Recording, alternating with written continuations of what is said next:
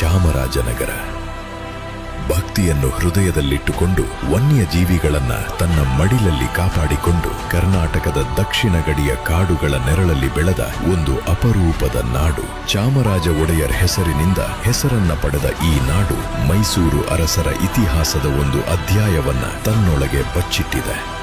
ಬಿಳಿಗಿರಿ ರಂಗನ ಬೆಟ್ಟಗಳು ಆಕಾಶದ ಜೊತೆ ಮಾತಾಡುವಾಗ ಮಲೆ ಮಹದೇಶ್ವರನ ಬೆಟ್ಟಗಳು ಭಕ್ತಿಯ ಕತೆ ಹೇಳುತ್ತವೆ. ಹಾಗೆ ಇಲ್ಲಿನ ಹಿಮಾವತ್ ಗೋಪಾಲ ಸ್ವಾಮಿ ಬೆಟ್ಟವು ವರ್ಷ ಪೂರ್ತಿ ಮಂಜಿನ ಮುಸುಕಿನಲ್ಲಿ ಮೌನವಾಗಿ ನಿಂತಿರುವ ಒಂದು ಅದ್ಭುತ ಲೋಕ.